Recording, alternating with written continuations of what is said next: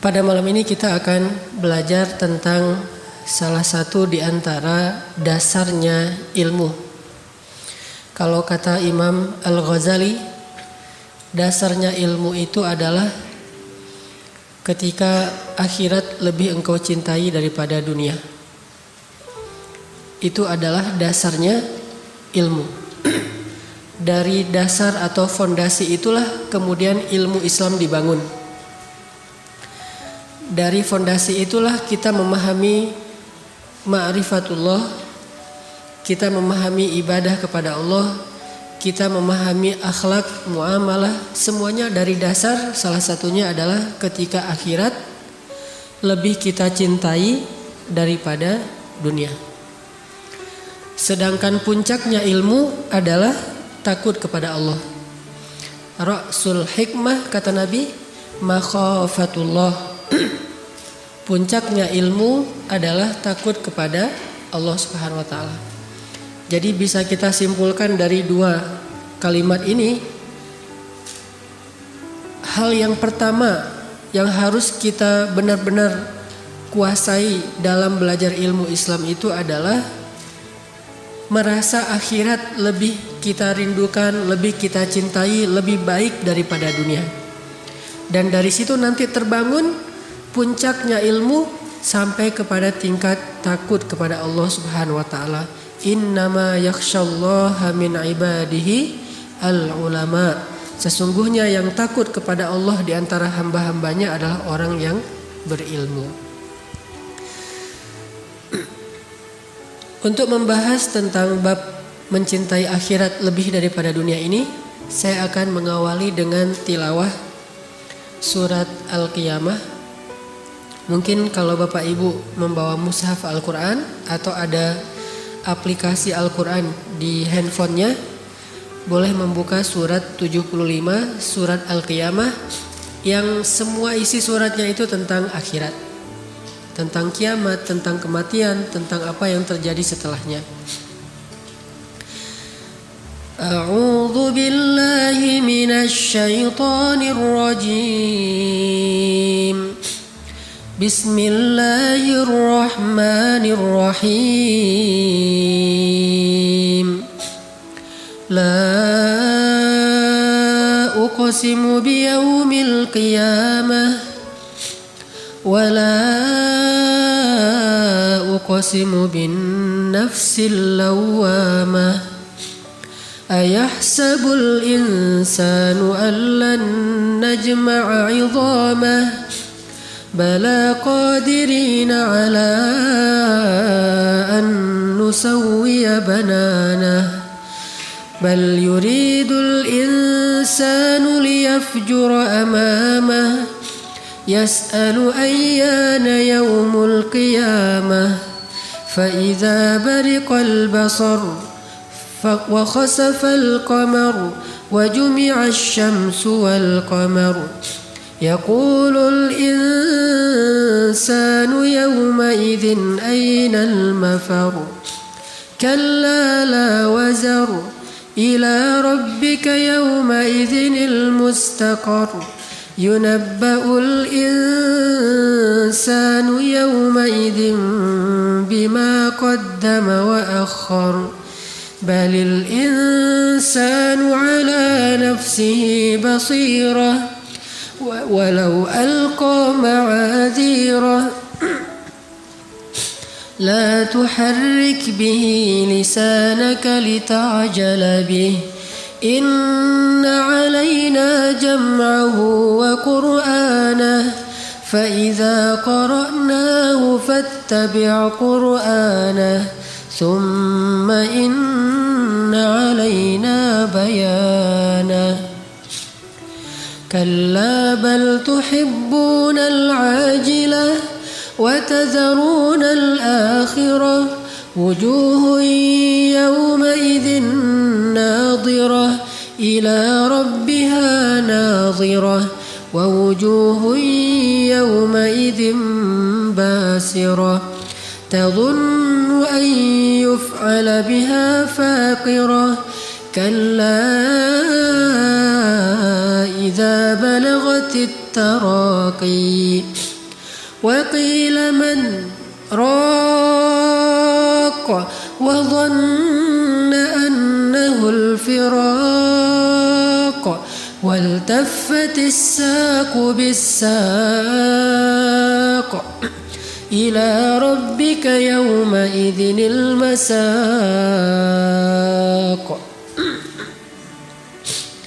فلا صدق ولا صلى ولكن كذب وتولى ثم ذهب إلى أهله يتمطى أولى لك فأولى ثم أولى لك فأولى أيحسب الإنسان أن يترك سدى ألم يك نطفة من مني يمنى ثم كان علقة فخلق فسوى فجعل منه الزوجين الذكر والأنثى أليس ذلك بقادر على أن يحيي الموتى. Sadaqallahul azim. Aku bersumpah demi hari kiamat, dan aku bersumpah dengan jiwa yang amat menyesali diri sendiri. Apakah manusia mengira bahwa kami tidak akan mengumpulkan kembali tulang belulangnya? Bukan demikian. Sebenarnya kami maha kuasa menyusun kembali jari jemarinya dengan sempurna. Bahkan manusia itu hendak berbuat maksiat terus menerus. Ia berkata, kapankah hari kiamat itu terjadi? Maka apabila mata telah terbelalak karena ketakutan, dan apabila bulan telah hilang cahayanya, dan matahari dan bulan dikumpulkan, pada hari itu manusia berkata, kemana tempat untuk berlari? Sekali-kali tidak ada tempat untuk berlindung. Hanya kepada Tuhanmu lah pada hari itu tempat kembali. Pada hari itu diberitakan kepada manusia apa yang telah dikerjakannya dan apa yang dilalaikannya. Bahkan manusia itu menjadi saksi atas diri mereka sendiri, meskipun dia mengemukakan alasan-alasan. Janganlah kamu gerakkan lidahmu untuk membaca Al-Quran karena hendak terburu-buru menguasainya. Sesungguhnya atas tanggungan kamilah mengumpulkannya di dadamu dan membuatmu pandai membacanya. Apabila kami telah selesai membacakannya, maka ikutilah bacaan itu. Kemudian sesungguhnya atas tanggungan kamilah penjelasannya. Sekali-kali janganlah begitu. Sebenarnya kamu manusia lebih mencintai kehidupan dunia dan mengabaikan kehidupan akhirat. Wajah-wajah orang mukmin pada hari itu berseri-seri, kepada Tuhannya lah mereka melihat, memandang. Dan wajah-wajah orang kafir pada hari itu menjadi muram. Mereka yakin bahwa akan ditimpakan kepada mereka azab yang sangat dahsyat. Sekali-kali janganlah demikian. Apabila nafas seseorang telah menyesak sampai ke tenggorokannya dan dikatakan kepadanya, siapakah yang dapat menyembuhkan? Dan dia yakin bahwa sesungguhnya itulah waktu perpisahan dengan dunia atau kematian. Lalu bertautlah betis kiri dan betis kanannya. Kepada Tuhanmu lah pada hari itu kamu dihalau. Dan ia tidak mau membenarkan Rasul dan Al-Quran yang tidak mau mengerjakan sholat. Tetapi ia mendustakan Rasul dan berpaling dari kebenaran. Kemudian ia pergi kepada keluarganya dengan berlagak sombong. Kecelakaanlah bagimu wahai orang-orang kafir, dan kecelakaanlah bagi kalian. Kemudian kecelakaanlah bagi kalian wahai orang-orang kafir, dan kecelakaanlah bagi kalian. Apakah manusia mengira bahwa ia akan dibiarkan begitu saja tanpa pertanggungjawaban? Bukankah dia dahulu setetes air mani yang ditumpahkan ke dalam rahim? Kemudian air itu menjadi segumpal darah. Lalu Allah menciptakannya dan menyempurnakan ciptaan itu. Lalu Allah menjadikan daripadanya sepasang laki-laki dan perempuan. Bukankah Allah yang berbuat demikian Maha kuasa untuk menghidupkan orang yang telah mati? Maha benar Allah yang Maha Agung.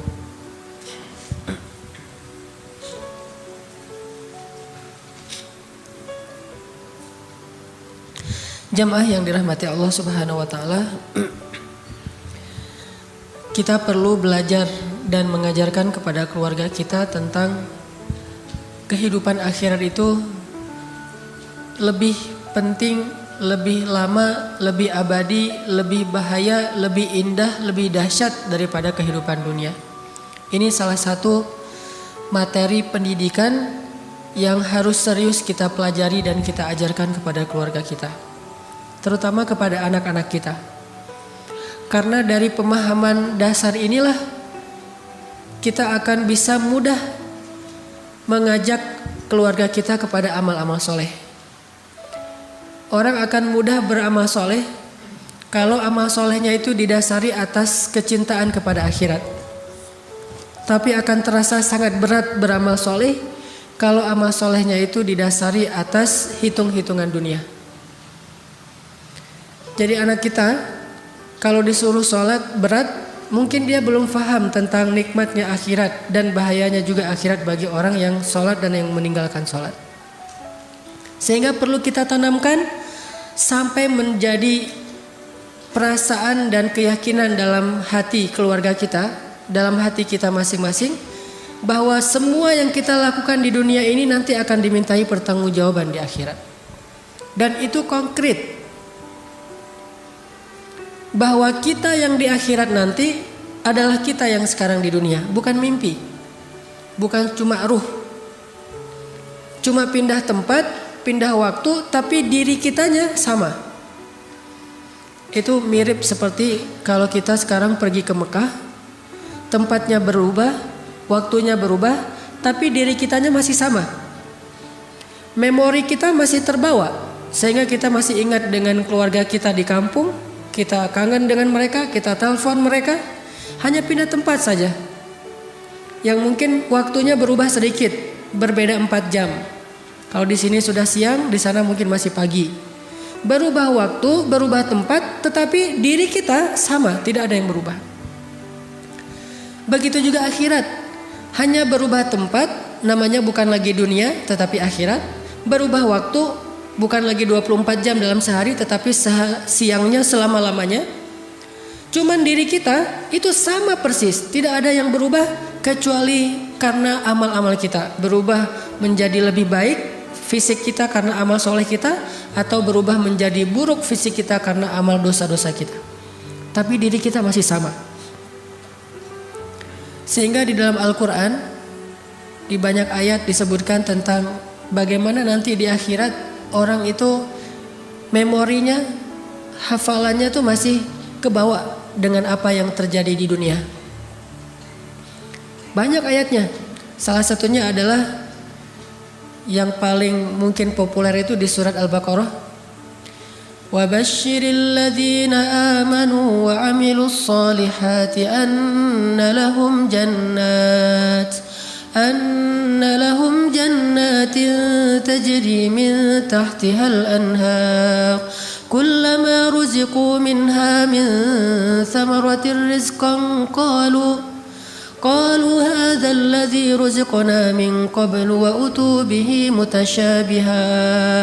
Setiap kali mereka dikasih buah-buahan di dalam surga, mereka bilang ini seperti buah-buahan yang kita makan di dunia. Berarti memorinya masih sama. Dia masih ingat buah pisang yang dia makan di dunia, karena di surga juga ada buah pisang. Korma yang dia makan di bulan Ramadan selama di dunia, karena di surga juga ada korma. Delima yang dia makan apalagi kalau lagi pulang umroh, di surga juga ada delima. Cuma durian saja yang mungkin tidak ada ya. Beda, gak disebutkan di Al-Quran, Allahu a'lam. Yang jelas dia akan membandingkan. Kullama ruziqu minha min thamaratir rizqan qalu hadzal ladzi ruziqna min qabl. Ini seperti buah yang kita makan di dunia. Wa utubihi mutasyabiha. Tetapi Allah tidak sama memberikan buah di surga dengan di dunia, hanya mirip tetapi rasanya jauh lebih nikmat. Ini artinya diri kita yang di akhirat nanti sama dengan diri kita yang di dunia. Bahkan di surat-surat yang lain nanti kita akan membaca kalimat-kalimat saling menghujat di padang mahsyar. Wa barazu lillahi jami'a faqala ad-du'afa'u lilladzina istakbaru inna kunna lakum tab'a Fahal antum mughnuna 'anna min 'adzabillahi min syai'. Nanti di padang mahsyar para pengikut atau orang-orang yang selama ini senantiasa ikut-ikutan akan berkata kepada idola-idola mereka, pemimpin-pemimpin mereka, orang yang mereka ikuti. Mereka berkata, dulu kami di dunia senantiasa mengikuti kalian. Maka bisakah hari ini kalian menyelamatkan kami? Berarti masih kenal dengan orang-orang yang selama ini dia berinteraksi di dunia. Nih anak-anak muda, kalau yang senang main sosial media, ada Instagram. Kita nge-following nih. Nge-follow misalnya artis, nge-follow selebriti, nge-follow orang-orang yang mungkin kalau muslim masih oke lah sekedar silaturahim. Tetapi ini jelas-jelas seorang artis, selebriti yang dia citranya adalah citra kufur kepada Allah. Banyak berbuat dosa, baik dosa yang diadegankan dalam film atau dosa dalam kehidupan sehari-hari. Begitu juga dengan statement-statement dia kepada agama Allah. Kita nge-follow dia. Begitu dia nge-posting, kita nge-like, kita ikut-ikutan merepost, kita ikut-ikutan gaya dia. Kalau dia bikin begini, kita begini juga. Kalau dia bikin gini, kita satanik ikut-ikutan. Kita pakai pakaian dengan simbol-simbol dia. Following, kita ngikutin terus kepada apa yang dia lakukan. Nanti di akhirat, semua yang kita lakukan di dunia ini akan kita jadikan sebagai hujjah. Inna kunna lakum taba'a. Kami di dunia senantiasa nge-follow kalian. Kalau bahasa Instagram, kami ini followers. Saya followers kamu. Saya selalu nge-like apapun yang kamu posting. Saya selalu ngikutin kamu dan seterusnya dan seterusnya. Saya pengen mirip dengan kamu gaya-gayanya. Fahal antum mughnuna 'anna min 'adzabillahi min syai'. Sekarang tolong kami dari azab Allah. Apa kata idola-idola itu? Sawa'un 'alaina ajazi'na am sabarna ma lana min mahis. Nasib kita hari ini sama. Gak ada bedanya antara followers dengan yang di follow, antara idola dengan para fans. Gak ada bedanya. Nasib kita sawa'un alaina. Mau kita mengeluh, mau kita minta ampun, mau kita bersabar, mau kita sabar, tabah, rela, malana mim mahis. Kita tidak bisa lari dari azab Allah hari ini. Barulah saat itu mereka menyesal sudah mengikuti orang-orang ini. Ternyata memorinya masih kebawa. Masih kenal siapa aja yang berinteraksi dengan dia di dunia. Belum lagi nanti hadis-hadis Nabi tentang orang soleh yang di pintu surga bertanya tentang saudara yang dia cintai karena Allah di dunia. Ya Rabbi, ketika orang soleh mau masuk surga, dia nanya, Aina fulan, di mana seorang saudara yang saya cintai karena engkau di dunia ya Allah. Kata Allah, dia berada di pintu neraka, mau masuk neraka. Kata orang soleh ini, ya Allah, demi kasih sayangmu, izinkan saya menyelamatkan dia, karena sesungguhnya saya mencintai dia karena engkau selama di dunia ya Allah. Akhirnya Allah izinkan dia menyelamatkan saudaranya yang mau masuk neraka, yang tadi sudah dililit dengan rantai besi, udah ngantri gitu mau masuk neraka. Tiba-tiba malaikat nanya, ini mas itu ya namanya? Oh kok kenal? Ya soalnya ada saudara kamu tuh nungguin. Akhirnya tiba-tiba dilepaskan rantai-rantainya. Dia disuruh balik lagi. Kamu gak jadi masuk neraka, bebas. Dia penasaran siapa yang menyelamatkan saya, siapa yang menyelamatkan saya. Ternyata pas ketemu, Kiai Fulan, Ustadz Fulan, Syekh Fulan, hamba Allah Fulan yang solih, yang kita saling mencintai karena Allah. Dan ternyata nanti di akhirat dia ikut menyelamatkan kita dengan seizin Allah SWT. Ini artinya memorinya masih kebawa. Sama kayak pas kita umroh atau haji, lagi tawaf ketemu temen, cuma beda kloter, beda maktab nih. Haji juga ya, kloter berapa misalnya. Embarkasi mana? Oh saya dari Surabaya, saya dari Jakarta, karena tinggalnya mungkin di Jakarta. Tapi ketemu, atau bahkan bisa saling menolong. Saya terpisah dari grup, ya udah ikut saya aja nanti saya anterin. Kenapa? Karena di Indonesia mereka saudaraan, sampai di Mekah juga saudaraan. Kalau di Indonesia musuhan, di Mekah juga, gua kerjain aja nih sekalian, mumpung di sini nih. Kalau di Indonesia mungkin dia punya jabatan, nggak bisa ngerjain dia. Kalau di Arab mah sama aja, sawaun alaina. sama saja nasib kita. Mau jabatannya apa, mau dia aparat, mau dia pejabat, mau dia apapun, sawaun alaina. Ini yang terjadi nanti di akhirat. Sehingga kita yang sekarang dengan kita yang nanti hampir tidak ada yang berubah. Kecuali secara nasib berubah. Nasib baik atau nasib buruk tergantung amal kita di dunia, dan itu juga dengan seizin dan keridhaan Allah Subhanahu wa taala. Ini yang kita perlu belajar lebih dalam. Kita resapi sekali bahwa kita hidup tuh enggak selama-lamanya di dunia. Kalau kita transaksi, kita hitung-hitung. Jangan hanya hitung-hitung nih untung dunianya gimana nih, untung rugi dunia. Coba belajar juga menghitung untung rugi akhiratnya kayak gimana. Kita dagang, terus ada yang mau beli. Kadang orang menghitung untung rugi dunianya dengan cara curang dalam perdagangan. Kayak ada orang yang jualan buah, dia taruh harga dari jauh 5.000 per kilo. Cuman ditaruh paling atas tuh yang bagus-bagus, sehingga orang yang lewat ngeliat, wah murah tuh mangga 5.000 sekilo. Padahal 5.000 sekilo itu di bawah meja. Pas orangnya mampir nanya, mas ini 5.000 sekilo bukan yang ini pak, yang di bawah. Tapi harganya ditaruhnya di atas barang yang bagus misalnya. Ini hitung-hitungannya murni duniawi, untung atau rugi. Tapi kalau dia mau menghitung untung ruginya akhirat, pasti akan berubah lagi tuh. Cara ekspresi dia, cara dia bekerja, cara dia beramal, cara dia berakhlak.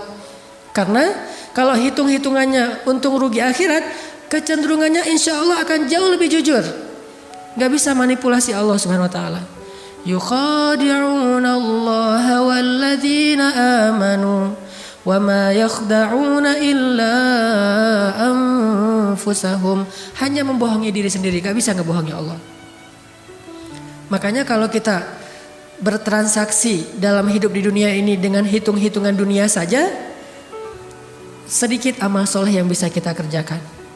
Tapi kalau kita membuat minimal balance deh, seimbang antara hitung-hitungan dunia dengan hitung-hitungan akhirat. Gimana seimbangnya? Kita boleh untung dunia, tapi jangan sampai gara-gara untung dunia rugi akhirat.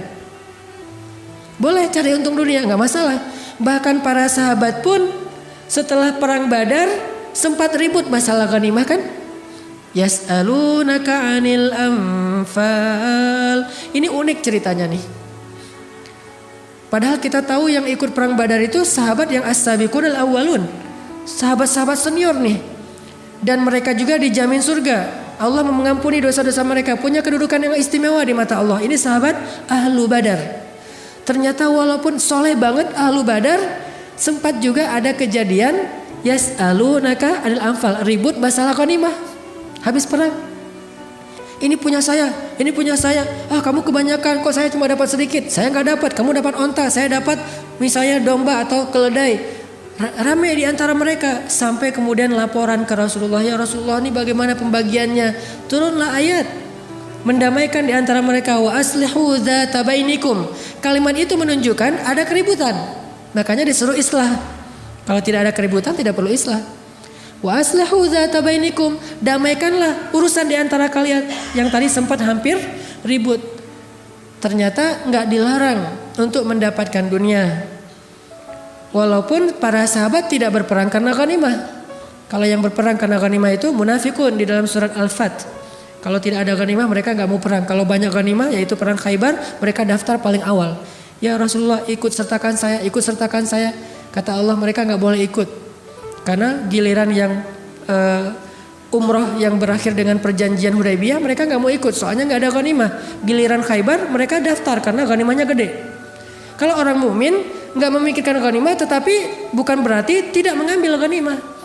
Bahkan dalam Islam itu ada fikih ghanimah, fikih fai. Bagaimana membagikan harta, bukan rampasan perang sebetulnya, harta yang didapatkan setelah menang dalam perang, tidak dirampas.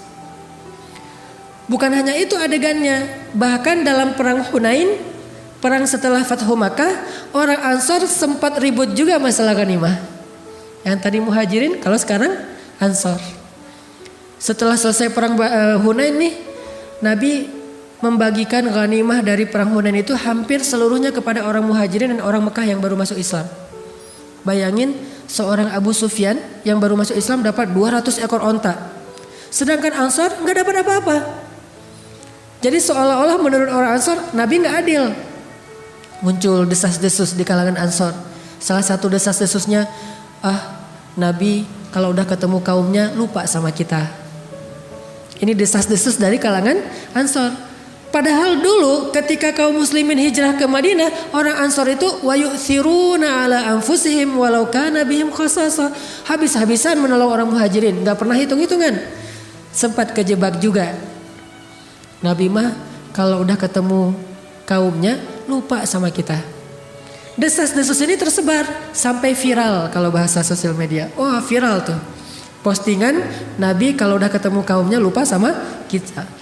Jadi viral. Repost, semuanya pada repost. Sampai akhirnya masuk ke Nabi. Nabi dengar, wah ternyata ada desas-desus tentang masalah pembagian ghanimah. Dikumpulkan orang Ansor sama Nabi.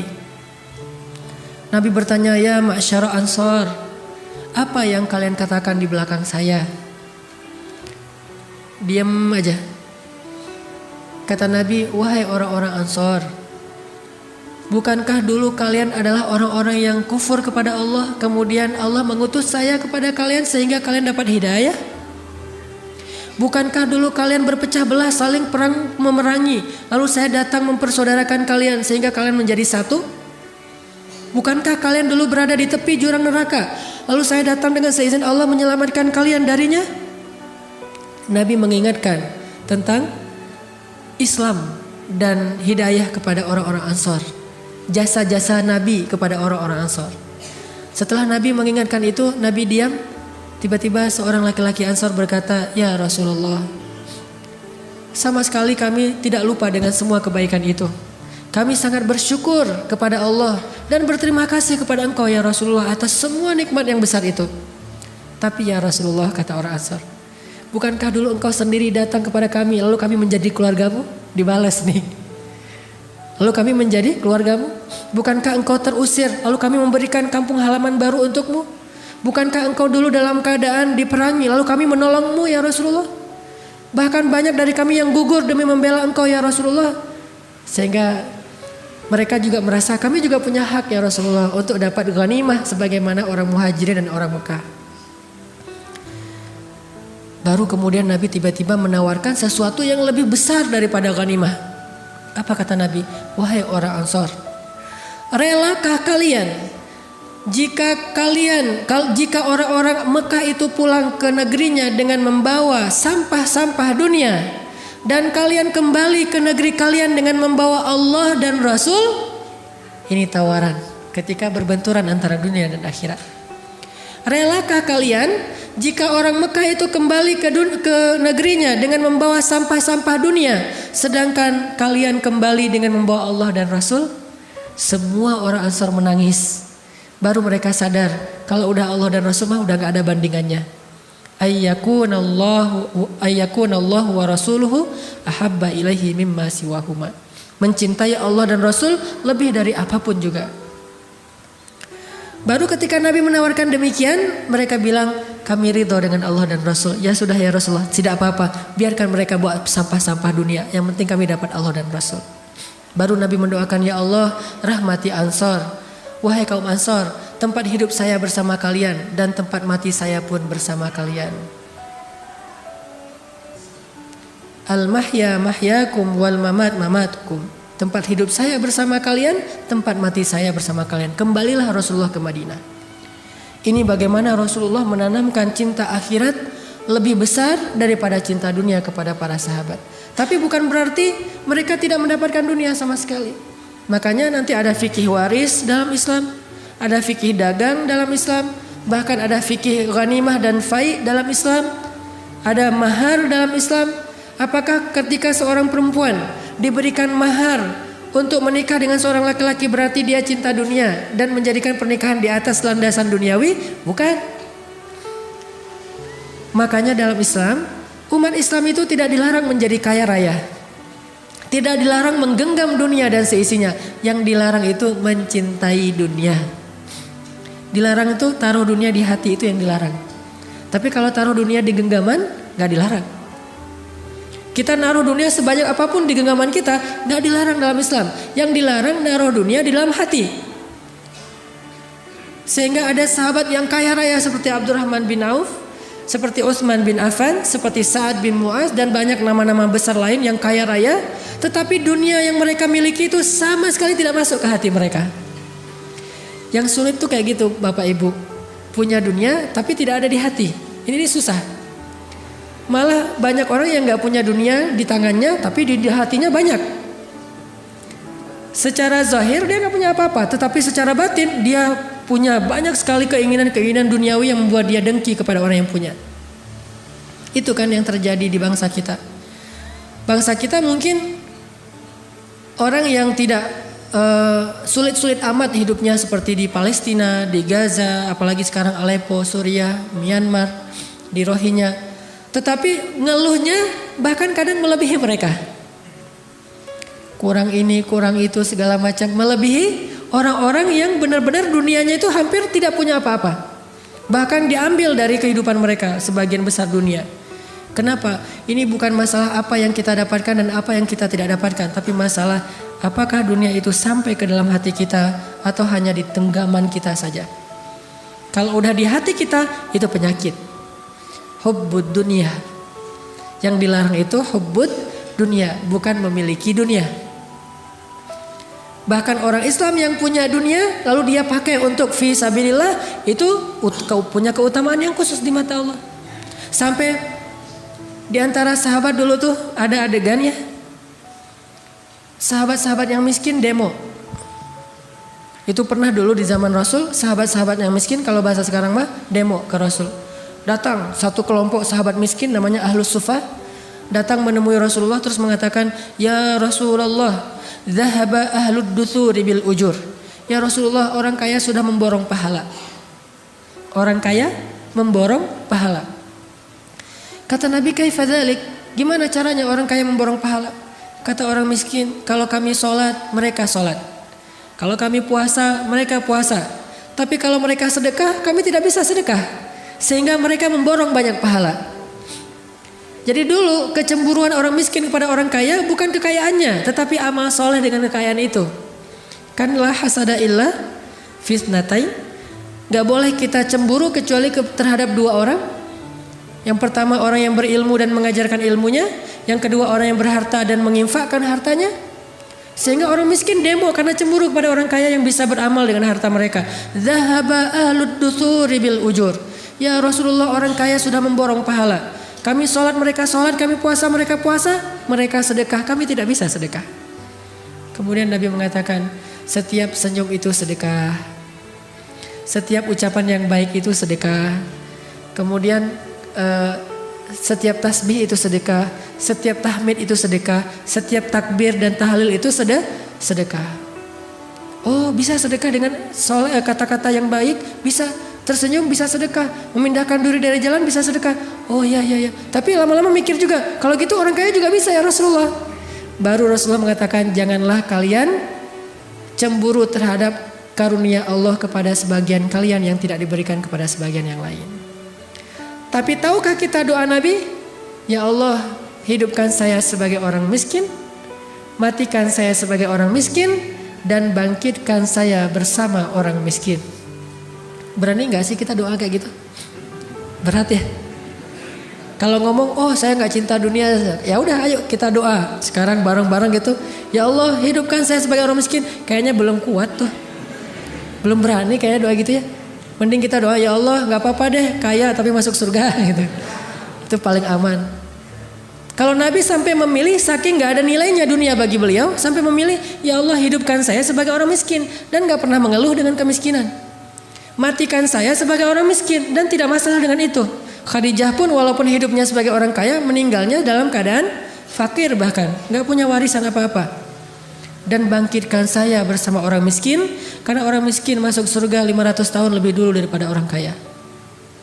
Tapi kalau orang kaya yang dermawan masuk surga, surganya jauh lebih tinggi daripada orang miskin. Ini kan pilihan ya. Jadi orang kaya, oh surganya nanti kalau saya dermawan lebih tinggi. Jadi orang miskin, tapi kan saya lebih duluan masuk surganya. Ini sama-sama punya keistimewaan. Makanya bagi kaum muslimin, dunia itu gak masalah. Abdurrahman bin Auf yang kaya raya, sedikit pun dunia tidak ada di hatinya. Satu hari istri-istri Abdurrahman bin Auf menghidangkan makanan berbuka puasa untuk Abdurrahman. Macam-macam varian menunya. Ada daging kambing, ada ayam, ada segala macam. Wah, rotinya dengan bermacam ragam. Ketika Abdurrahman melihat hidangan yang sangat berlimpah, Abdurrahman menitikkan air mata, nangis. Lalu istrinya bertanya, "Ma yubkika, apa yang membuat kamu menangis?" Abdurrahman mengatakan, "Ada orang yang lebih soleh dari saya, tetapi meninggalnya tidak punya kain kafan, kecuali sehelai selimut kecil, yang kalau ditutup kepalanya kelihatan kakinya, yang ditutup kakinya kelihatan kepalanya. Dia adalah Mus'ab bin Umair dan Hamzah bin Abdul Muthalib. Mereka berdua lebih soleh dari saya, tetapi hidupnya susah. Mungkin kesolehan mereka itu Allah ingin balas di akhirat saja, tidak di dunia. Sedangkan saya yang gak lebih soleh dari mereka, mungkin amal saya yang sedikit sudah dibalas di dunia dengan berlimpah. Terus dapat jatah apa saya nanti di akhirat? Ya Allah, ampunkanlah saya." Coba gitulah Abdurrahman bin Auf. Kalau kita mungkin, wah, Rabbi akraman, Tuhan saya tuh baik banget sama saya, dikasih harta yang berlimpah. Kalau Abdurrahman bin Auf menangisi kekayaannya. Ada gak sih sekarang orang yang sedih, nangis, terus temennya nanya, "Kenapa nangis mas?" "Ya, kok saya kaya ya?" Nangis kaya teh. Ada nggak orang sekarang gara-gara kaya nangis? Yang banyak gara-gara miskin nangis. Ini gara-gara kaya, sedih aja nih orang kaya. Naiknya mobil mewah Alphard, di dalam mobil wajahnya wajah orang yang sedih terus. Ditanya sama supirnya, "Pak, kenapa sedih terus?" "Ya, saya naiknya kok Alphard ya." Gitu. Bukan naik misalnya motor biasa atau sepeda ontel. Kok naiknya Alphard? Kenapa bukan naik beca? Kayak ada orang naik onta yang onta merah yang harganya satu ekor onta 500 juta. Naik onta sedih. Kenapa? "Saya kok naiknya onta merah ya, bukan keledai." Gitu. Ini sedikit sekali orang yang bisa seperti Abdurrahman bin Auf.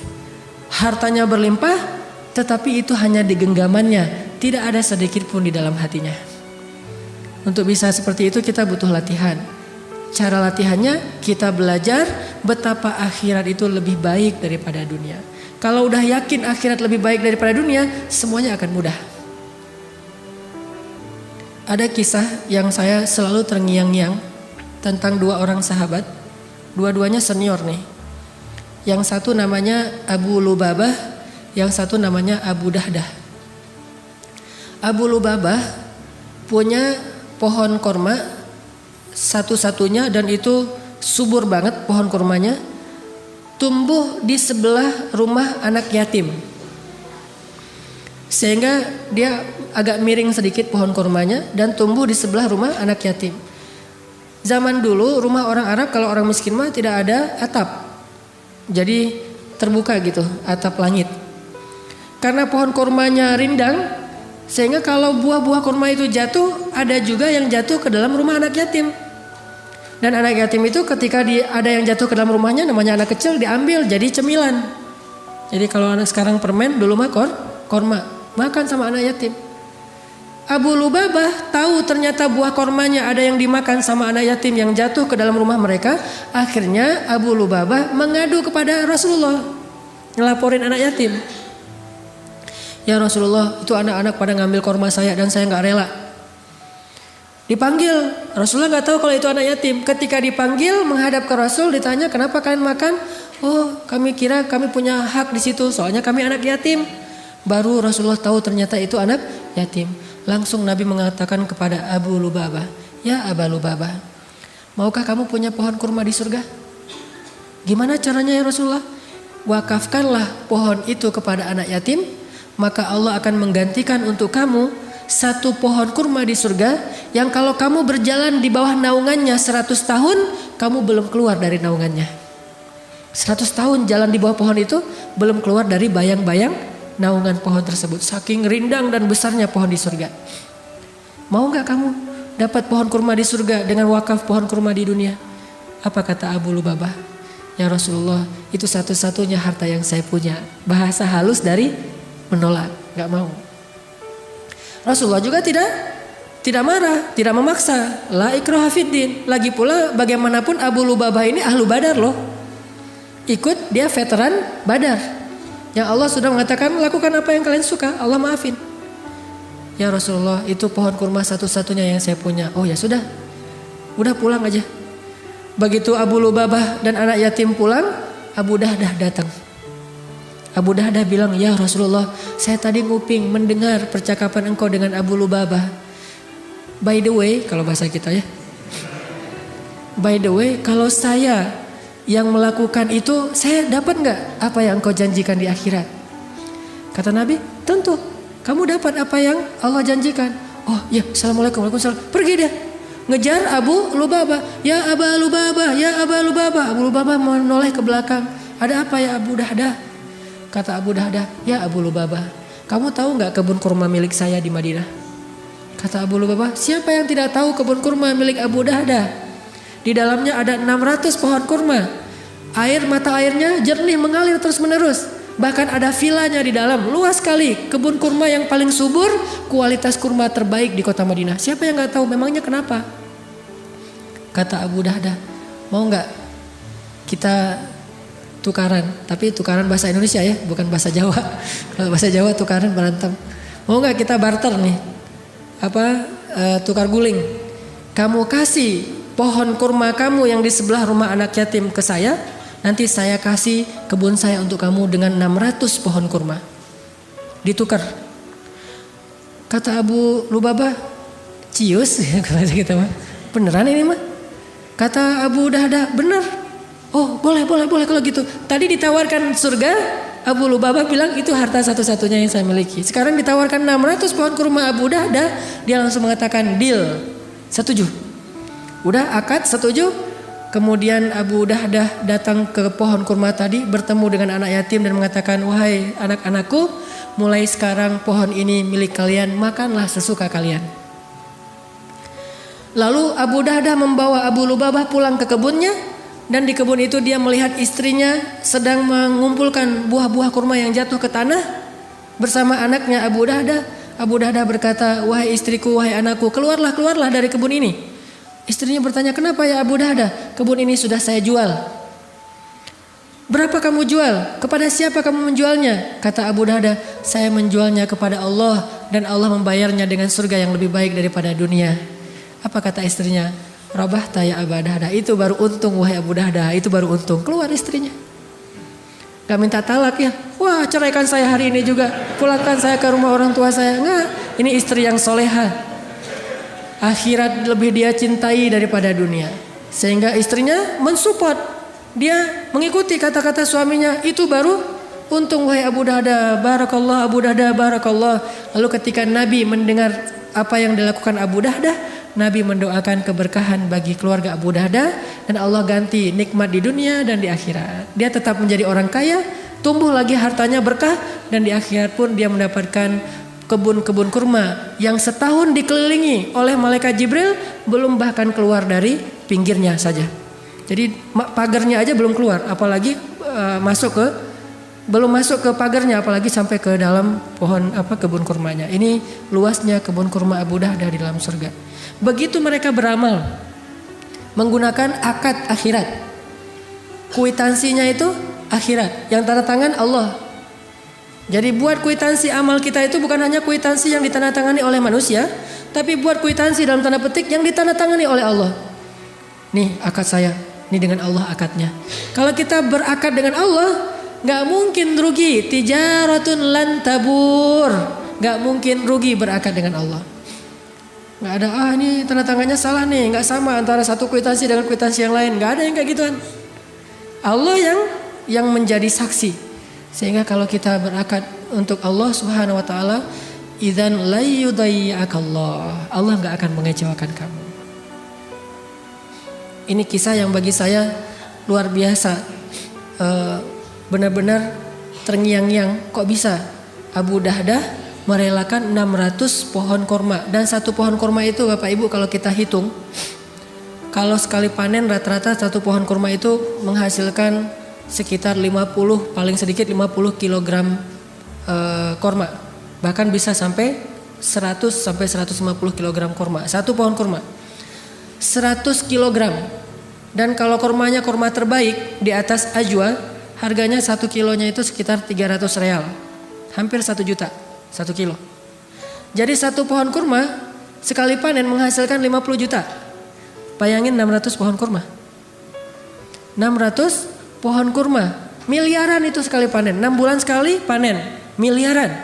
Dihadiahkan dan dia gak punya apa-apa karena dia yakin di akhirat lebih baik dan gak ada rasa kecewa, sedih atau kehilangan. Biasa aja. Istrinya pun menganggap bahwa kehilangan miliaran tapi Allah ganti yang lebih baik di akhirat. Ini iman. Susah bisa seperti ini. Tapi kalau bisa sedikit saja mirip dengan ini, kita akan punya amalan-amalan yang jauh lebih baik daripada hanya berakad dengan kwitansi manusia. Belajar berakad dengan akhirat. Biar Allah yang tanda tangan kwitansinya. Allah yang jadi saksi, malaikat yang jadi saksi.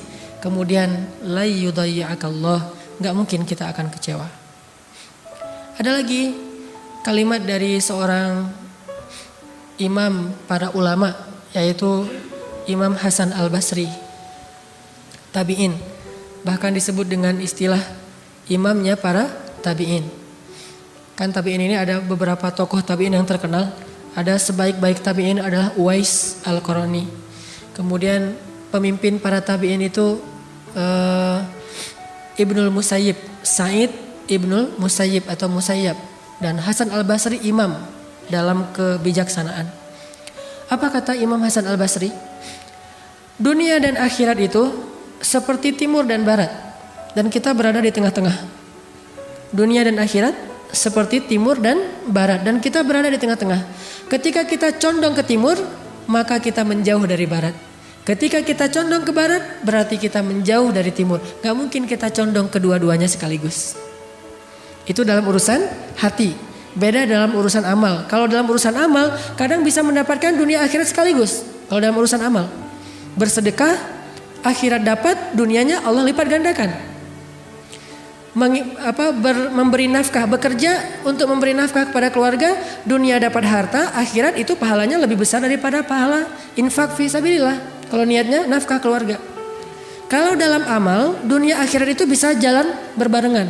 Tapi kalau dalam urusan hati, gak bisa. Hati itu tidak condong kecuali ke salah satu arah. Makanya Allah berfirman tentang bab adil dalam urusan perasaan, walan ta'dilu. Kalian gak mungkin adil walaupun kalian berusaha. Kalau urusan perasaan gak mungkin adil. Bahkan Nabi ketika ditanya siapa orang yang paling engkau cintai, kata Nabi Aisyah. Tentunya karena Khadijah sudah wafat, yang sezaman maksudnya, yang hidup. Siapa orang yang paling engkau cintai di antara yang hidup? Aisyah, kata Rasulullah. Padahal beliau punya Hafsah, Sofia, Maria, dan banyak nama-nama istri beliau. Tapi tetap kalau cinta, Aisyah yang paling dicintai. Tapi kalau nafkah, adil di antara semuanya. Sehingga setelah Nabi membagi-bagi nafkah kepada semua istri beliau, beliau mengangkat kedua tangannya mengatakan, ya Allah, inilah yang saya mampu adil. Maafkanlah saya jika ada yang saya tidak mampu adil, yaitu perasaan. Begitu juga urusan dunia akhirat, gak mungkin adil. Saya mah mencintai dunia dan akhirat itu proporsional, gak bisa. Kalau kita condong ke dunia, berarti kita menjauh dari akhirat. Ini kalau hati. Kalau condong ke akhirat berarti menjauh dari dunia. Sehingga seorang Ali bin Abi Thalib ketika dia menjadi khalifah yang keempat, dia mengatakan, ya dunia, talaqtuki salas. Wahai dunia, aku telah mentalak kamu dengan talak 3. Gak ada jalan untuk rujuk buat kita. Jadi gak usah goda-godain saya. Kita udah gak bisa rujuk. Kecuali kamu nikah dulu, muter-muter, setelah itu dicerain baru datang ke saya lagi. Susah. Ya dunia, talaqtuki salas. Wahai dunia, saya sudah mentalak kamu dengan talak 3. Artinya talak bila rujuk. Talak yang tidak bisa lagi rujuk. Ini urusan hati. Apakah kemudian setelah itu Ali gak makan? Makan. Tapi makannya pakai mulut, bukan pakai hati. Jadi jangan makan hati. Makannya pakai mulut, makan kebutuhan. Pakai kendaraan pakai. Pakai pakaian pakai. Punya tempat tinggal punya, bahkan punya pembantu punya, karena itu kebutuhan untuk keluarganya. Istrinya punya banyak anak, anak dari Fatimah, ditambah lagi setelah Fatimah wafat nikah dengan Asma bintu Umais, punya anak juga, butuh pembantu untuk merawat anaknya, merawat keluarga. Tetapi semua itu tidak dia lakukan dengan perasaan atau hatinya. Makanya urusan dunia mah gak usah baper. Urusan dunia Jangan baper-baper banget. Urusan akhirat aja yang baper. Begitu baca la uqsimu biyaumil qiyamah langsung gemetar. Ketika baca ulaika humul warisun alladzina yarithunal firdausa hum fiha khalidun. Semangat, baper untuk urusan akhirat. Ya ayyuhalladzina amanu hal adullukum ala tijaratin tunjikum min azabin alim. Hai orang-orang yang beriman, mau gak aku tunjukkan perniagaan yang menyelamatkan kalian dari api neraka? Semangat langsung gitu, itu baper akhirat. Kalau baper dunia, midnight sale.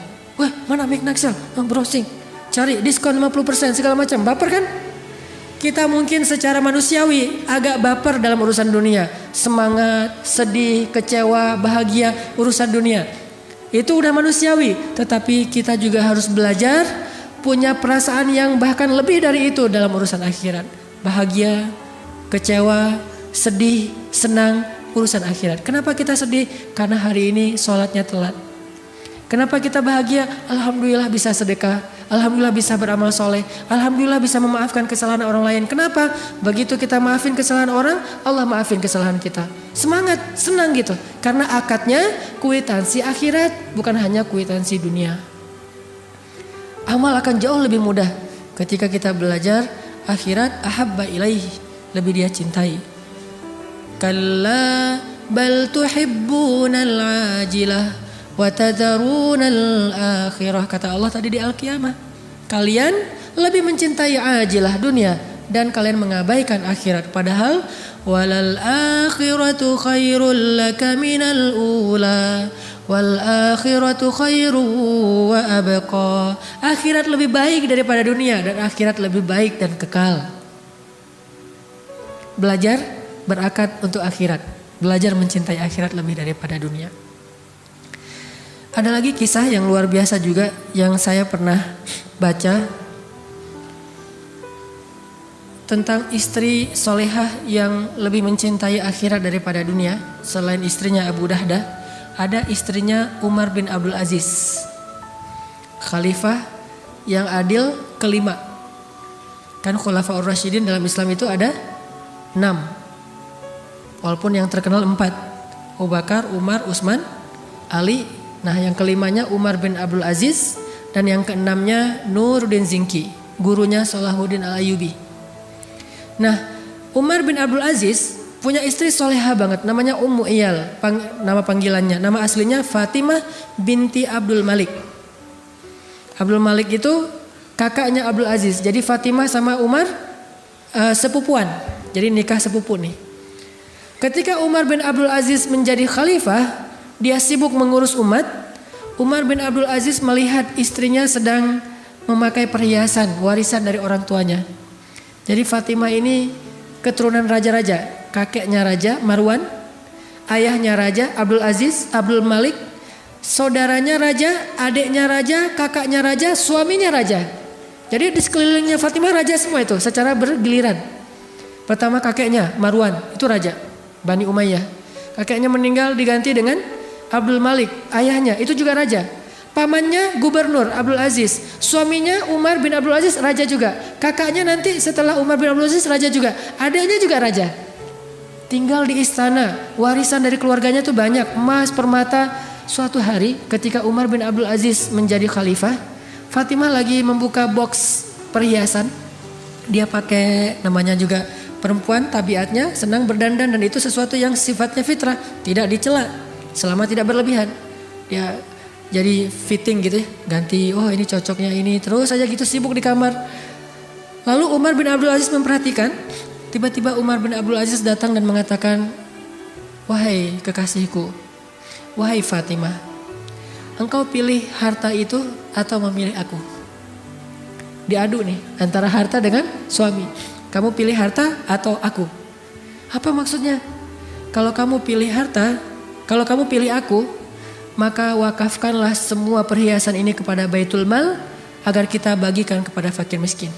Tidak boleh ada satu perhiasan pun di rumah seorang khalifah atau di rumah seorang raja. Tidak boleh. wakafkan semua ini kepada Baitul Mal dan kita berikan kepada fakir miskin. Walaupun itu harta bukan semuanya pemberian Umar, banyak warisan orang tuanya. Tapi kalau kamu memilih harta, maka tinggalkanlah aku. Kita ambil jalan sendiri-sendiri. Apa kata istrinya? Wahai suamiku, tidak ada yang di dunia ini yang lebih aku cintai setelah Allah dan Rasul kecuali engkau. Sam'an wa ta'atan, sami'na wa ata'na. Diambil semuanya, masih ada di bawah tempat tidur. Oh ternyata masih ada lagi, kumpulin semuanya, nginfakin, wakaf ke Baitul Mal. Sejak saat itu mereka jatuh miskin dan tidak punya apa-apa di rumah. Sampai bisa begitunya seorang istri Khalifah Ar-Rasyidin, sehingga dia digolongkan oleh para ulama termasuk perempuan yang paling ajaib dalam sejarah Islam. Ini karena akadnya akhirat. Lalu setelah Umar bin Abdul Aziz wafat karena diracun, hanya bertahan 2 tahun kepemimpinan Umar bin Abdul Aziz, diracun oleh pengkhianat, kemudian beliau wafat. Setelah beliau wafat, yang jadi raja berikutnya adiknya Fatimah. Waktu adiknya Fatimah jadi khalifah atau jadi raja, adiknya Fatimah datang ke rumah kakaknya yaitu Fatimah. Dia bilang, "Kakak, Mbak, dulu kan hartanya Mbak itu diberikan kepada Baitul Mal. Belum saya bagi, masih saya simpan tuh. Kalau Mbak mau, saya balikin nih kepada Mbak harta-harta perhiasan Mbak yang dulu diberikan kepada Baitul Mal. Soalnya Umar bin Abdul Aziz sudah wafat." Dia mengatakan apa Fatimah? Ma'azallah. Dia mengeluarkan air mata, dia nangis.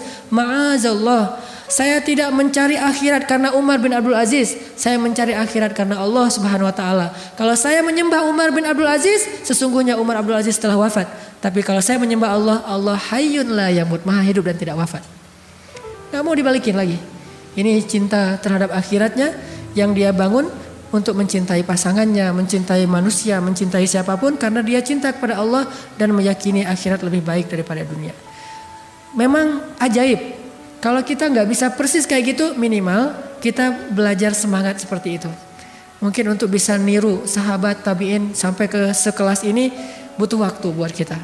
Tetapi bukan berarti tidak perlu menyemangati diri kita untuk mengikuti mereka walaupun hanya 1% saja. Atau mungkin dari sekian urusan kita, dari 10 urusan kita, 7 diantaranya kita berakad dengan dunia, 3 diantaranya kita berakad dengan akhirat. Jangan sampai akhirat tidak dilibatkan sama sekali dalam hidup kita. Karena kalau akhirat tidak dilibatkan dalam urusan kita, nanti di akhirat kita menjadi orang yang paling miskin dan merugi. Kemana semua ini udah dibayarkan di dunia? Kemana semua amal-amal saya kan sudah dibayar di dunia? Maka menangislah seperti Abdurrahman bin Auf menangis karena dia takut amal-amal solehnya yang sedikit sudah Allah bayar di dunia sehingga tidak ada lagi jatah di akhirat. Terakhir saya ingin sharing tentang sedikit saja gambaran akhirat. Membahas akhirat ini Bapak Ibu panjang sekali. Kita butuh taklim sampai beberapa pertemuan karena adegan akhirat itu banyak. Kita ngebahas dunia aja gak habis-habis apalagi ngebahas akhirat. Dunia cuma 60 tahun, akhirat selama-lamanya. Jadi kalau dunia aja gak cukup waktu untuk kita bicarakan, apalagi akhirat. Satu saja adegan di akhirat tentang orang yang terakhir masuk surga. Ternyata kalau kita baca hadis tentang orang paling terakhir masuk surga, kita lihat dari grammarnya, ternyata orang yang paling terakhir masuk surga itu cowok, laki-laki, bukan perempuan. Berarti perempuan duluan. Yang paling terakhir masuk surga, laki-laki. Dan di belakang laki-laki ini tidak ada lagi orang yang bisa masuk surga. Berarti dia paling lama di neraka, kemudian dikeluarkan setelah dosa-dosanya sudah dibakar, diazab, maka dia masuk surga. Yang tersisa di neraka berarti kekal selama-lamanya di neraka. Ini antrian paling belakang nih. Mungkin bisa dibilang tidak punya amal soleh apapun di dunia kecuali hanya kalimat asyhadu an la ilaha illallah wa asyhadu anna muhammadar rasulullah. Enggak sholat, enggak puasa, enggak haji, enggak baca Quran, enggak ngapa-ngapain. Kalau perempuan mungkin enggak berhijab. Banyak berbuat dosa, mungkin berzina, mungkin minum khamar, mungkin membunuh dan seterusnya. Cuman di hatinya masih ada la ilaha illallah muhammadar rasulullah. Cuma itu satu-satunya kebaikan dia, yang lain enggak ada. Sehingga diazab dulu dengan hisab dari Allah. Dia paling belakang masuk surganya. Begitu dia dikeluarkan dari api neraka, tubuhnya semuanya bekas-bekas luka dan udah rusak tubuhnya, rusak dihidupkan lagi, mati dihidupkan lagi, terus saja kayak gitu selama mungkin ribuan tahun di neraka. Begitu dia keluar dari api neraka, Kemudian dia diberikan kesempatan untuk membersihkan diri di 2 telaga. Di telaga pertama dia mandi. Setelah dia mandi, tubuhnya berubah langsung. Tingginya setinggi Adam. Bapak Ibu tahu tingginya Nabi Adam berapa? 80 hasta. Dan ini 1 hasta, kurang lebih setengah meter. Berarti 80 hasta itu 40 meter. Itu tingginya Adam. Dan Nabi mengatakan manusia diciptakan dengan fisik terbaik, yaitu fisik Adam. Jadi yang ideal itu tinggi mah 40 meter, bukan 2 meter. 2 meter pemain basket gaya gitu ya. Ternyata yang lebih keren itu 40 meter, 35 sampai 40 meter. Jadi kalau kita ketemu Nabi Adam, mungkin gak sengaja nginjak kita, nih ada apa sih? Ternyata ada kita di bawah kakinya. Saking besarnya Nabi Adam dan kita kayak ngeliat raksasa. Tingginya setinggi Adam, wajahnya seperti Yusuf. Gimana wajah Yusuf? Tahu Zayn Malik yang anak-anak, yang cewek-cewek? Nggak tahu ya, artis atau Justin Bieber? Nggak ada apa-apanya dibandingkan dengan Yusuf. Orang kalau ngelihat Justin Bieber mungkin cuma melongo doang gitu. Tapi kalau ngelihat Yusuf sampai mengiris tangan pun nggak berasa. Jadi zaman dulu mah kalau misalnya mau operasi atau bedah, nggak usah pakai bius, lihat aja wajah Yusuf langsung bedah. Ada luka, oh ini harus dibius dulu, jangan, panggil aja Yusuf. Pas Yusuf keluar, sampai selesai dijahit, kok nggak berasa ya? Karena ngelihat wajah Yusuf. Ini gantengnya tuh ganteng mukjizat, bukan ganteng normal. Sampai orang mengiris tangan di surat Yusuf disebutkan nggak berasa saking takjubnya dengan gantengnya Yusuf. Ini orang terakhir masuk surga ya, nggak tahu gimana yang pertama. Tingginya setinggi Adam, wajahnya seperti Yusuf, kekuatannya seperti Musa. Gimana kekuatan Musa? Dorong orang nggak sengaja mati. Kan yang di Mesir ada orang Kipti berantem sama orang Yahudi, orang Bani Israel. Terus Musa diginiin doang, kamu jangan kayak gitu, mati kelopak-kelopak, hilang. Oh kenapa kamu KO? Di ronde pertama udah KO. Belum ditonjok, belum diapa-apain, cuma didorong aja. Musa juga heran, loh kenapa dia mati? Ini kalau kita tahu Mike Tyson dengan tinjunya atau Muhammad Ali, Musa di atasnya. Kalau ini udah telak mukul. Kalau Musa nggak mukul, cuma digituin doang. Terus ada malaikat datang berwujud manusia, ditonjok sama Musa, buta matanya. Malaikat naik ke langit, ya Allah mata saya buta. Kenapa dipukul sama Musa? Akhirnya Allah kembalikan, balik lagi ke bumi. Ya Musa saya malaikat. Oh kirain pencuri, mau ditonjok lagi sama Musa. Kekuatannya seperti Musa. Dan terkenal Musa itu nabi yang sangat kuat. Kalau Sulaiman kekuasaan, kalau Musa itu fisik. Jadi premannya para nabi itu Musa. Kekuatan fisiknya di atas rata-rata. Tingginya seperti Adam, wajahnya seperti Yusuf. Kekuatannya seperti Musa dan akhlaknya seperti Rasulullah Sallallahu Alaihi Wasallam. Tidak ada yang lebih baik daripada akhlak Nabi Muhammad Sallallahu Alaihi Wasallam. Ini orang terakhir masuk surga nih. Mandi dia. Begitu selesai mandi, fisiknya udah bersih, nggak ada lagi bekas neraka sama sekali. Lalu dia berwudu di telaga kedua. Ketika dia usapkan rambutnya dengan berwudu, sejak saat itu rambutnya tidak lagi kusut selama-lamanya. Dan by the way lagi, rambutnya segini. Rambut cowok 2016.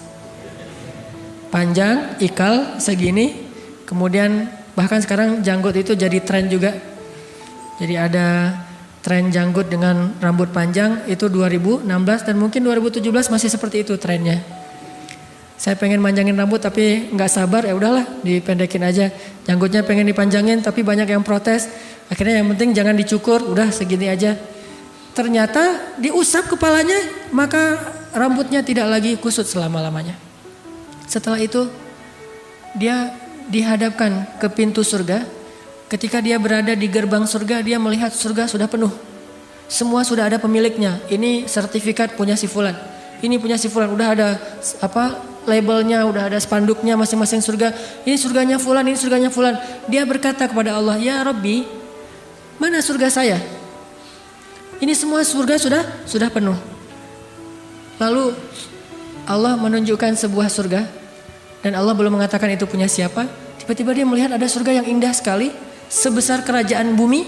Dia mengatakan, "Ya Allah, boleh enggak saya masuk ke dalam surga itu walaupun cuma di halamannya saja, bukan ke dalam istananya?" Kata Allah, "Nanti kalau kamu sudah berada di sana, kamu akan minta yang lain?" Kata dia, "Enggak ya Allah, itu mah saya satu aja. Yang penting bisa berada di halaman surga cukup. Gak perlu juga punya istana-istana. Saking indahnya surga." Kemudian Allah izinkan dia masuk beberapa langkah ke pelataran surga. Ketika dia berada di pelataran surga, dia melihat indahnya surga yang luar biasa. Dia keliling-keliling, dia lihat indah sekali. Dia mengatakan, ya Allah, ini surga siapa? Kata Allah, itu surgamu wahai hambaku. Itu surgamu, kerajaan sebesar bumi. Oh, ini surga saya, alhamdulillah ya Allah, engkau maha baik segala macam. Dia tinggal di surganya sebesar kerajaan bumi. Dan itu bukan tanah kosong yang harus dibangun dulu, cari tukang dulu, ntar tukangnya ngambek, ganti lagi tukang yang lain. Susah dunia teh. Dunia itu susah, nyari tukang, nggak cocok, akhirnya ganti lagi tukang yang lain. Bangun rumah yang 100 meter persegi aja, itu bisa bikin orang stroke. Banyak yang gara-gara bangun rumah meninggal tuh banyak. Saya punya keluarga juga yang bangun rumah kegedean, nggak sesuai dengan budgetnya sekitar 700 juta, dia bangun rumah yang harga sekitar 2 miliar. Setengah jadi nggak sanggup melanjutkan, akhirnya stres, stroke, meninggal. Kemudian rumahnya dijual kepada orang lain dan hasilnya diwariskan kepada keluarganya. Dunia itu susah, membangun rumah aja susah. Akhirat Allah kasih bukan rumah, kerajaan yang di dalamnya ada segala fasilitas sebesar kerajaan di bumi. Itu untuk orang terakhir masuk surga, yang hampir gak punya amal soleh apa-apa. Tapi tadi dia udah janji kan, gak akan minta yang lain. Lagi kayak gitu tiba-tiba jalan-jalan ngelihat ada surga kosong nih. Kerajaan besar tapi gak ada pemiliknya, dicari-cari sertifikatnya. Oh, ternyata kosong, belum ada nama. Dia nanya ke Allah, ya Allah, itu kerajaan siapa? Kata Allah, emang kenapa? Mau, kata Allah. Boleh gak ya Allah, saya minta satu lagi yang itu. Kata Allah, katanya tadi gak akan minta yang lain. Ya ini mah yang terakhir ya Allah, gak akan minta lagi setelah ini. Benar. Akhirnya kata Allah, ini adalah milikmu. Dikasih lagi surga 2 kali kerajaan bumi. Dia nikmati, setelah sekian tahun dia menemukan lagi ada surga yang lebih besar daripada 2 surga sebelumnya. Ya Allah, itu punya siapa? Memangnya kenapa? Mau ya Allah. Katanya gak akan minta lagi. Ini yang terakhir ya Allah. Ini perangai orang yang terakhir masuk surga. Minta ini yang terakhir ya Allah, setelah ini saya gak akan minta lagi. Benar. Kemudian Allah mengatakan, wahai hambaku, bukan hanya 3 surga ini yang akan aku berikan kepadamu. Kamu akan memiliki kerajaan 10 kali kerajaan di dunia. Baru dia raditu ya Rob. Saya sudah ridho, saya puas sekarang ya Allah. Udah cukup. Daripada ngasih terus gak sempat nikmatin, udah nikmatin aja dulu. Ini orang terakhir masuk surga, punya kerajaan 10 kali dunia. Gimana orang yang pertama atau yang pertengahan masuk surga? Orang yang was-sabiqun as-sabiqun. Orang yang di dunia berlomba-lomba dalam kebaikan, nanti di akhirat yang lebih dulu masuk surga. 70.000 orang yang masuk surga tanpa hisab. Dan seterusnya. Kalau yang terakhirnya aja kayak gini. Dan ibu-ibu gak usah khawatir. Di surga, kalau kita ngerasa aduh mata saya nih gak terlalu lebar. Di surga semua perempuan matanya lebar. Makanya dalam bahasa Al-Quran, perempuan di surga itu disebut dengan istilah hurul ain. Yang matanya besar, tapi sayu. Matanya besar tapi sayu, dan bulu matanya tuh lentik banget. Eyeshadow. Dan kulitnya sangat putih, bening, sampai seolah-olah kalau dia minum air kelihatan air mengalir di lehernya.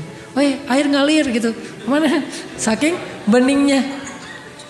Kalau seorang perempuan surga mengeluarkan jarinya ke dunia, maka cahaya dari jarinya itu menutupi cahaya matahari. Dan di surga itu ibu-ibu ada pasar, ada mall. Kalau kita baca hadis tentang surga, aswak, ada banyak mall. Dan mallnya itu one stop shopping. Selain beli baju segala macam, di situ juga ada pedikur, manicure, segala macam, ada spa. Sehingga disebutkan dalam hadis seorang perempuan yang masuk ke dalam pasar, lalu dia keluar dari pasar. Ketika dia keluar, dia lebih cantik daripada sebelum dia masuk ke pasar. Artinya di pasar itu didandanin habis-habisan. Dia dikasih hullah itu gaun 70 lapis, dan setiap lapisnya punya warna yang berbeda dengan warna yang lain. Mudah-mudahan semua kita punya semangat mengkaji tentang akhirat. Karena kalau kita tahu bagaimana luar biasanya akhirat, kita akan lihat betapa dunia ini sebetulnya hanya setetes air dari ujung jarum yang dicelupkan dari lautan dibandingkan dengan akhirat yang samudra yang luas. InsyaAllah bisa kita amalkan, yaitu dengan baca ayat-ayat dan hadis tentang akhirat, lalu kita coba belajar meyakininya, mengimaninya. Mudah-mudahan dengan demikian kita bisa beramal, akadnya bukan hanya kuitansi dunia, tetapi juga kwitansi akhirat insyaallah. Itu aja yang bisa saya sampaikan. Mungkin langsung ditutup dengan doa.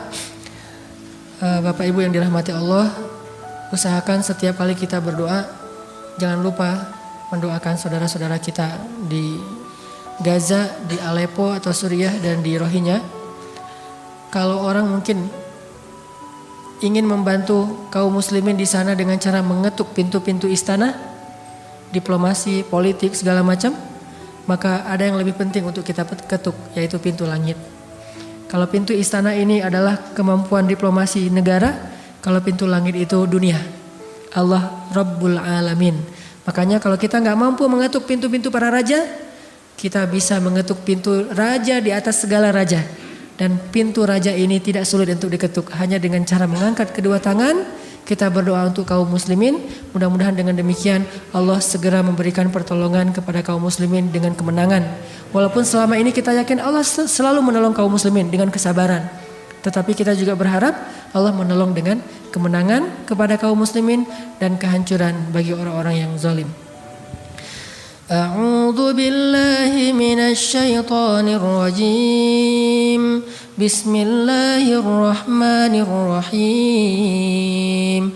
Allahumma ighfir lana wa liwalidayna warhamhuma kama rabbayana shighara. Allahumma inna nas'aluka al-huda wat-tuqa wal-'afafa wal-ghina. Allahumma a'inna ala dzikrika wa syukrika wa husni ibadatik. Rabbana atina min ladunka rahmatan wa hayyi' lana min amrina rashada waj'al lana min kulli dhiqin makhraja wa min kulli hammin faraja wa min kulli usrin yusra. Allahumma ansuril Islam wal muslimin. Allahumma ansuril muslimina fi Palestin. Allahumma ansuril muslimina fi Suriya. Allahumma ansuril muslimina fi Rohingya. Allahumma anjil muslimina al-mustad'afin. Allahumma anjil mustad'afina minal mu'minin.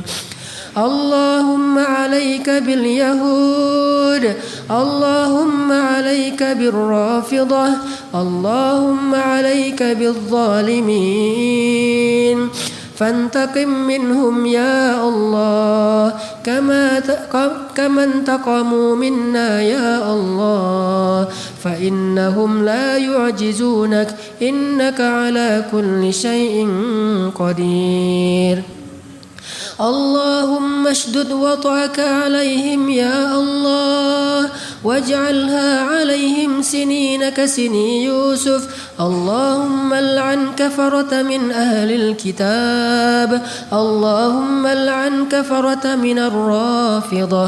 اللهم أهلكهم يا الله. اللهم إنا نسألك أن تحرر المسجد الأقصى المبارك من أيدي الغاصبين. أن تحرر المسجد الأقصى المبارك من أيدي اليهود. اللهم انصر المجاهدين. اللهم وحد صفوفهم وسدد رميهم واشفي جرحاهم وارحم شهداءهم. اللهم اشفي صدور المسلمين. اللهم اجعل بلدنا هذا إندونيسيا بلدا آمنا وارزق أهله من الثمرات من آمن منهم يا رزاق. اللهم اهدي شباب المسلمين. اللهم استر عورات المسلمات. اللهم ألحقنا بالصالحين. ربنا هب لنا من أزواجنا وذرياتنا قرة أعين واجعلنا للمتقين إماما. اللهم أرنا عجائب قدرتك. أنت مولانا يا الله ما لنا غيرك يا الله قصدناك يا ربنا قصدناك يا رب العالمين. Ya Allah ya Arhamar Rahimin, ampunkanlah dosa-dosa kami ya Allah. Maafkanlah kesalahan-kesalahan ya Allah. Kami adalah manusia biasa, kami pelupa. Kadang kami membaca Al-Quran, tetapi tidak lama kemudian justru kami mengingkarinya, kami tidak mengamalkannya.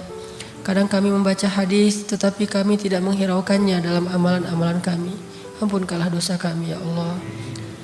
Janganlah Engkau murka kepada kami ya Allah. Karena jika Engkau murka kepada kami, siapa lagi yang bisa berkasih sayang kepada kami selain Engkau ya Allah. Jika Engkau menutupi kami dari rahmat-Mu, siapa lagi yang bisa memberi kami rahmat ya Allah. Jika Engkau menghalangi kami dari kasih sayang-Mu, siapa lagi yang kami bisa harapkan kasih sayang-Mu, kasih sayangnya daripada Engkau ya Allah. Janganlah Engkau menutup hati kami ya Allah disebabkan dosa-dosa kami. Karena tidak mungkin seseorang yang Engkau tutup hatinya kecuali akan celaka ya Allah. Ya Arhamar Rahimin, bantulah saudara-saudara kami di Palestina. Bantulah saudara-saudara kami di Aleppo ya Allah. Jangan biarkan lebih lama lagi anak-anak yatim di sana menjerit karena mereka sendiri tidak punya orang tua. Ada anak kecil yang ayahnya telah wafat tertimbun dengan gedung-gedung yang diruntuhkan dengan bom-bomnya orang-orang yang zalim. Ampunkanlah dosa kami, maafkanlah kami yang belum mampu menolong mereka, baru hanya bisa mendoakan mereka ya Allah. Bantulah saudara-saudara kami di Aleppo. Keluarkanlah mereka dari kepungan-kepungan musuh-musuh kami ya Allah. Bantulah saudara-saudara kami di Rohingya. Selamatkanlah mereka dari kezaliman orang-orang yang zalim di sana ya Allah. Pertemukanlah mereka dengan saudara-saudara mereka di seluruh dunia, di Indonesia, di Malaysia. Jangan biarkan mereka terkatung-katung di lautan ya Allah. Ya Arhamar Rahimin, bantulah saudara-saudara kami di Gaza. Engkau Maha Kuasa atas segala sesuatu. Tidak ada sedikit pun kemampuan bagi musuh-musuhmu untuk bisa menyeimbangi kebesaran-Mu ya Allah. Semua rencana-rencana jahat mereka Engkau Maha tahu, dan Engkau Maha Kuasa untuk menggagalkan semua keburukan mereka ya Allah. Tidak ada yang melebihi kekuasaan-Mu ya Allah. Ya Arhamar Rahimin, anugerahi bangsa Indonesia seorang pemimpin yang taat kepada-Mu ya Allah. Pemimpin yang adil kepada manusia ya Allah. Pemimpin yang membela hak-hak kaum muslimin di seluruh dunia ya Allah. Jadikanlah negara Indonesia salah satu negara yang paling banyak membantu kaum muslimin di seluruh dunia ya Allah. Jangan biarkan negara Turki hanya seorang diri membantu Palestina dan Suriah ya Allah. Libatkan kami juga seperti Engkau melibatkan Turki ya Allah. Libatkan negara Indonesia, masyarakatnya, pemerintahnya, semuanya saling bahu-membahu untuk membantu kaum muslimin yang tertindas ya Allah. Ya Arhamar Rahimin, anugerahkanlah kepada kami pemuda-pemuda yang solih. Pemuda-pemuda seperti Ashabul Kahfi, seperti Hawariyin, seperti Muhajirin dan Ansor. Berilah hidayah kepada pemuda-pemuda Indonesia. Jadikanlah kebangkitan Islam di Indonesia ini di tangan anak-anak muda ya Allah. Ya Arhamar Rahimin, anugerahkan untuk kami anak-anak yang soleh dan soleha, yang hafiz dan hafizah, yang mereka kelak menjadi anak-anak yang mendoakan orang tuanya setelah kami wafat ya Allah. Ya Arhamar Rahimin, beri kami kebaikan di dunia dan kebaikan di akhirat, dan jauhkan kami dari azab api neraka. Barakallahu li wa lakum. Subhanakallahumma wa bihamdika asyhadu an la ilaha illa anta astaghfiruka wa atubu ilaik. Assalamualaikum warahmatullahi wabarakatuh.